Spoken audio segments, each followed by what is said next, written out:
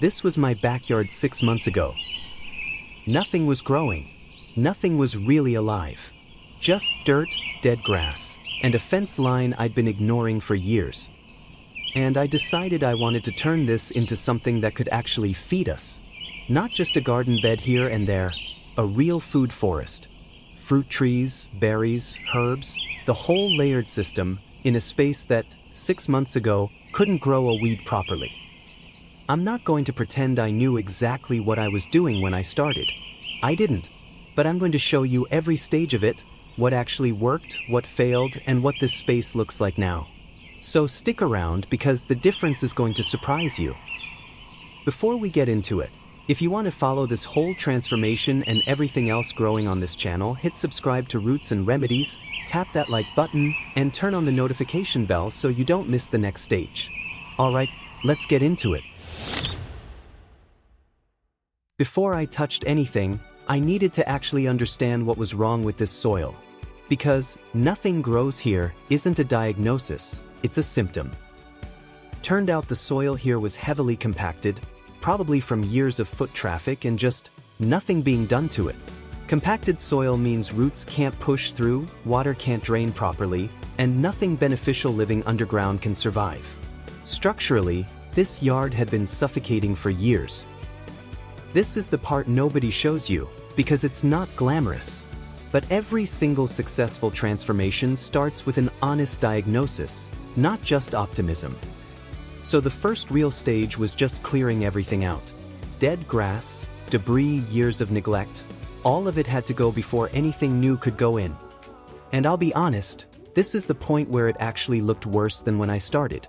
No grass, no plants, just stripped dirt. If you're doing this yourself, expect this moment. It's not a setback. It's just what, before it gets better, actually looks like. So the next step was rebuilding what the soil had lost. And that meant going all in on compost, organic matter, and breaking up that compaction for good. Compost was the first fix, but it wasn't the only one.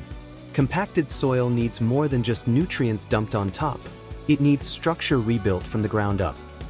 So alongside the compost, I brought in wood chips, a lot of them, not just for looks. As they break down over time, they feed the soil biology, help retain moisture, and slowly loosen up all that compaction from underneath. Once the soil work was underway, the next decision mattered just as much, where everything was actually going to go. Because a food forest isn't just planting things randomly, it's layered on purpose.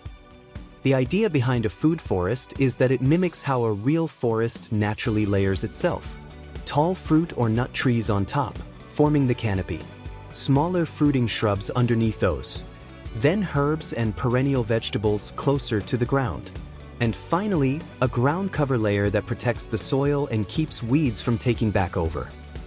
I laid everything out in pots first, before a single thing went into the ground. Spacing mistakes are expensive and slow to fix once trees are established, so this step is boring, but it saves you months of regret later. By the end of this stage, nothing had actually grown yet. But for the first time, this space had a plan. And that mattered more than it might look like on camera.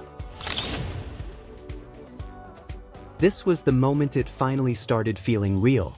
The canopy layer went in first, the fruit trees. Everything else in a food forest is built around these, so they had to go in the ground before anything smaller could be positioned around them. A few different varieties went in here. Nothing exotic, just reliable fruiting trees suited to the space and the climate. The goal wasn't a show garden. It was food. And I know what this looks like right now. A handful of small trees in a big empty yard. This is usually the point where people give up, because it doesn't look like progress, it looks like barely anything happened. But this is exactly what a real food forest looks like at month 2. It's not supposed to look finished yet. It's supposed to look like a bet you're still waiting to pay off. If you're finding this useful and you want to see exactly how this space turns out, plus everything else growing on this channel, soil biology breakdowns, pest control, harvest tips, make sure you're subscribed to Roots and Remedies, tap that notification bell, and if you know someone thinking about starting something like this, send them this video. Alright, back to it. With the trees in, next came the shrub layer, berries planted in a ring around each tree. Not just for food, but because a lot of these shrubs also help fix nitrogen or attract pollinators the trees will need later. 2 layers in. Still a long way from a forest, but the shape of it was finally starting to show. This is the part of the video most transformation channels cut out. But I think it's the most important stage to actually show you, because this is where most people quit. About 6 weeks in, growth basically stalled. A couple of the shrubs started yellowing. Weeds were creeping back into the bare soil between plants faster than I expected. And for a while, it genuinely looked like this whole thing might have been a mistake. Turns out the issue was actually pretty simple. I'd underestimated how much these new plantings needed consistent watering while their root systems were still establishing. A young plant in loosened, freshly amended soil dries out faster than you'd think, especially before its roots have spread out enough to access deeper moisture. So the fix wasn't complicated. I put in a basic drip irrigation system and started mulching heavily around the base of every plant to actually hold that moisture in instead of letting it evaporate straight out of loosened soil. And this is the honest lesson from this whole stage. A slow, stressed-looking period doesn't mean the plan failed. It usually just means something specific is missing, and once you find it, the whole thing can turn around fast. Within about 2 weeks of fixing the watering, that same shrub was pushing new growth again.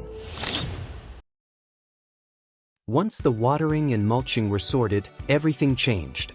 Not overnight, but week over week, the difference became impossible to ignore. The ground cover layer started spreading on its own, which meant less bare soil, fewer weeds, and better moisture retention without me doing much at all. The herb layer filled in around the shrubs, and the trees, while still young, were finally putting on real height. This was the first real sign that the layered system was actually starting to function the way it's supposed to, not just individual plants surviving, but the whole space starting to support itself. Walking through it at this stage felt completely different than it did even 2 months earlier. It was starting to feel less like a project and more like an actual place. And this is right about where we are now. So let's actually walk through what this space looks like today, compared to where it started. 6 months ago, this was dead grass and compacted dirt. Today, it's a working food forest. And the thing is, none of this happened because I got lucky, or because I knew exactly what I was doing from day one. It happened because every stage built on the last one. Fixing the soil before planting anything, planning the layout before committing to it, and actually paying attention when something started failing instead of ignoring it. If you're starting something like this yourself, here's what actually mattered most out of everything you just watched. Fix the soil before you plant anything. Don't skip the layout planning even though it feels slow, and expect a stalled, ugly-looking period in the middle. That's not a sign it's failing, that's just what this process actually looks like. This space is still going to keep changing over the next few years as the trees mature, so I'll keep documenting it here. If this helped you, or you're working on something similar in your own backyard, hit that like button, make sure you're subscribed to Roots and Remedies, and share it with someone who's been putting off starting their own garden. And let me know in the comments, if you were starting a food forest from scratch, what's the first thing you'd plant? I read every comment, so tell me down below. Thanks for watching, and I'll see you in the next stage of this.